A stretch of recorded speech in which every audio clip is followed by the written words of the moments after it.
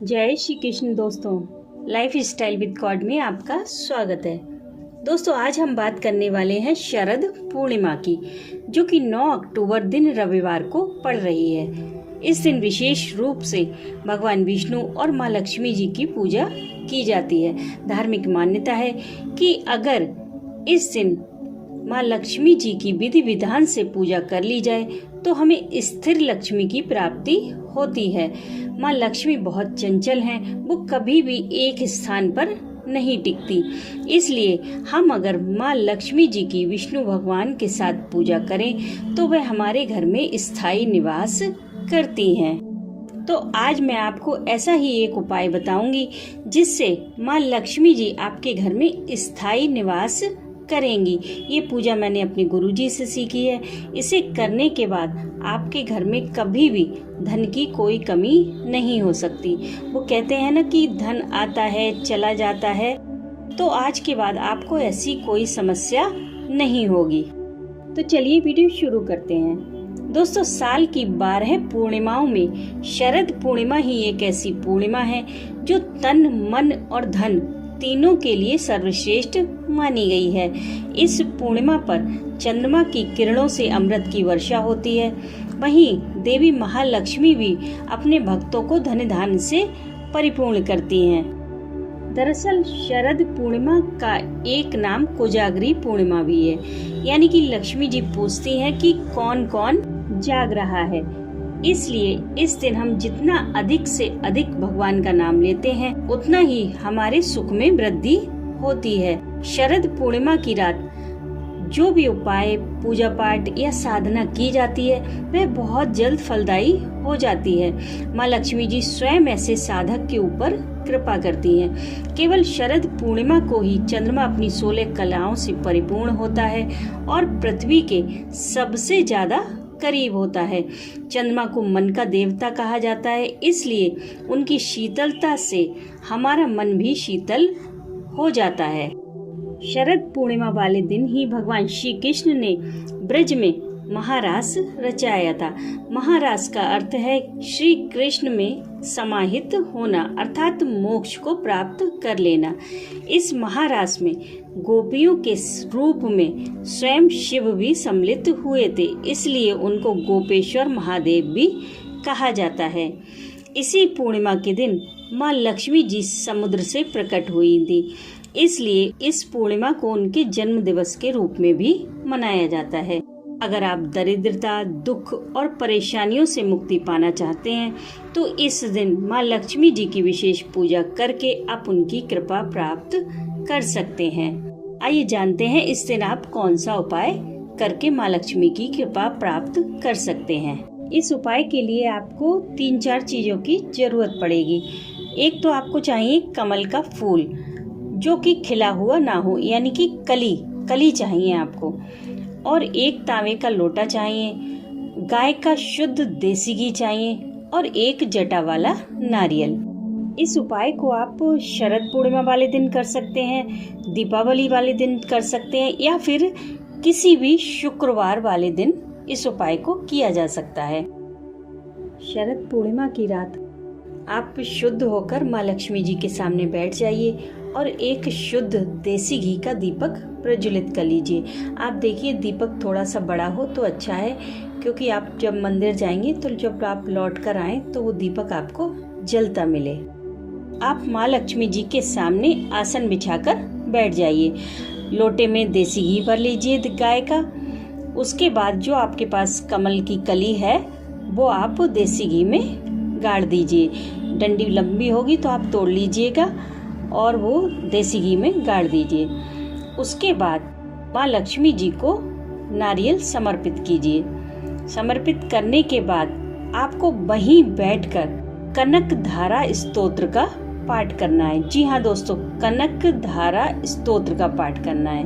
बहुत ही चमत्कारी स्तोत्र है। इस स्तोत्र के माध्यम से ही आदि शंकराचार्य जी ने गरीब के घर में स्वर्ण की वर्षा करवाई थी, जिसके नसीब में कुछ नहीं था। वहाँ भी माँ लक्ष्मी जी को आना पड़ा इस स्तोत्र के माध्यम से और स्वर्ण की वर्षा करनी पड़ी। बहुत ही चमत्कारी स्तोत्र है, आप इसका पाठ अवश्य करें। और कनक धारा स्तोत्र का पाठ करने के बाद आप इस मंत्र का 108 बार जाप करें। मंत्र है नमः कमल वासिन्ने। इसी मंत्र का आप 108 बार जाप करें। इस स्तोत्र का पाठ करने के बाद आप वह देसी घी का लोटा जिसमें कमल की कली गाड़ी हुई है, आप वो लोटा उठा लीजिए और उठाने के बाद आप किसी भी भगवती के मंदिर में चले जाइए। नारियल भी अपने साथ ले लीजिए। वो मंदिर चाहे तो लक्ष्मी नारायण का मंदिर हो, राम सीता का मंदिर हो, चाहे राधा कृष्ण का मंदिर हो, आप किसी भी मंदिर में चले जाइए। बस वहाँ देवी का रूप होना चाहिए। वहाँ जाकर सबसे पहले नारियल जो आप लेके गए हैं वो माँ भगवती के चरणों में अर्पित कर दीजिए। नारियल की सबसे बड़ी खूबी यह होती है कि वह आपके घर की समस्त नेगेटिविटी को खींच लेता है, खत्म कर देता है। तो आप नारियल माँ भगवती जी के चरणों में अर्पित कीजिए और जो कमल वाला लोटा है जो आपके हाथ में, जिसमें कमल की डंडी आपने गाड़ी हुई है, वो आप अपने हाथों में ले लीजिए बड़े प्रेम से और हाथ में लेकर ही आप मंदिर की 3 या फिर 7 परिक्रमा करें और मंदिर की परिक्रमा करते हुए आप उसी मंत्र का बार बार जाप करते रहें, नमः कमल वासिन्ने, नमः कमल वासिन्ने। इसी तरह आप इस मंत्र का अधिक से अधिक जाप करें। परिक्रमा करते जाना है और मंत्र बोलते जाना है। एक चीज और ध्यान रखिए कि हो सकता है आपको किसी मंदिर में परिक्रमा करने को ना मिले, हो सकता है नहीं कर पाए, नई जगह हो परिक्रमा की, तो आप वहीं माँ भगवती के सामने अपने आप में घूमते हुए ये परिक्रमा कंप्लीट कर सकते हैं। 7 बार आप घूम लीजिए और यही मंत्र का जाप करते रहिए। लेकिन एक बात का आप ध्यान रखिए कि यह मंत्र आपको जोर से नहीं बोलना है। आपको यह मंत्र केवल मन में बोलना है। ऐसा ना हो कि आप बोल रहे हैं कि 4 लोग सुने, ऐसा नहीं होना चाहिए। आप यह मंत्र केवल मन में बोलिए। उसके बाद आप वो कलश लेकर, जो आपके हाथ में है घी वाला, वो कलश लेकर आप घर आ जाइए और उसे आप अपने मंदिर में स्थापित कर दीजिए।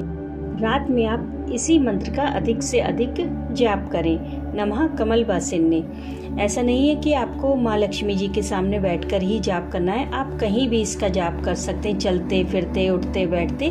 आपको रात में लेटे हुए भी आप इसी मंत्र का जाप करें। कहने का मतलब यह है कि आपका मन अधिक से अधिक माँ लक्ष्मी जी के चरणों में रहना चाहिए।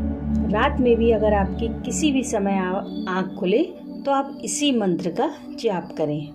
माँ से प्रार्थना करें कि हे माँ, मैं बहुत गरीब हूँ, बहुत दरिद्र हूँ, मुझ पर अपनी कृपा करें। पवित्रता का ध्यान रखें और उसके बाद सो जाएं। अब आप सुबह उठकर देखें, ध्यान से सुनिए इस बात को कि सुबह उठकर बहुत ध्यान से आपको देखना है कि अगर आपकी वो कमल की कली खिल जाए तो समझ लीजिए माँ लक्ष्मी जी ने आपकी प्रार्थना सुन ली है, वो आप पर प्रसन्न हो गई हैं। उस फूल को संभाल कर लाल कपड़े में बांधकर अपनी तिजोरी में रख लीजिए और उस घी से, जो घी बच गया है ना लोटे में, उस घी से रोजाना माँ लक्ष्मी जी की ज्योत जलाइए और जलती हुई ज्योत के बीचों बीच देखते हुए माँ भगवती के उसी मंत्र का जाप करते रहिए, नमः कमल वासिन्ने। अगर आपका पुष्प नहीं खिला है, कली नहीं खिली है, तो आप परेशान ना हो, आप दोबारा से प्रयास करें, आपकी कली अवश्य खिलेगी। माँ लक्ष्मी जी आपकी श्रद्धा भाव देखकर जरूर प्रसन्न होंगी। तो आप दोबारा से प्रयास दीपावली वाले दिन कर सकते हैं या फिर किसी शुक्रवार को फिर से प्रयास कर सकते हैं। इस पूजा के लिए सच्ची श्रद्धा और विश्वास का होना बहुत जरूरी है, वो जरूर बनाए रखें, वरना यह पूजा आपके किसी काम की नहीं है। अगर आपके मन में श्रद्धा नहीं है तो आपको यह पूजा कोई लाभ नहीं पहुंचाएगी। तो इस बात का खास ख्याल रखें। तो दोस्तों, बहुत ही चमत्कारी उपाय है, आप इसको अवश्य करें। इसे आप शरद पूर्णिमा वाली रात कर सकते हैं, दीपावली की रात में कर सकते हैं या फिर किसी भी शुक्रवार को इस उपाय को कर सकते हैं। लेकिन आप ध्यान रखिए कि इस उपाय के लिए केवल एक ही शर्त है कि आपके मन में माँ लक्ष्मी जी के लिए पूरी श्रद्धा हो और पूरा समर्पण का भाव हो। जब आप पूरे विश्वास के साथ इस उपाय को करेंगे तो माँ भगवती आपकी मनोकामना अवश्य पूरी करेंगी। तो दोस्तों इस उपाय को करिए और माँ पर अपना विश्वास बनाए रखिए। मैं मिलती हूँ आपसे नेक्स्ट वीडियो में, तब तक के लिए राधे राधे।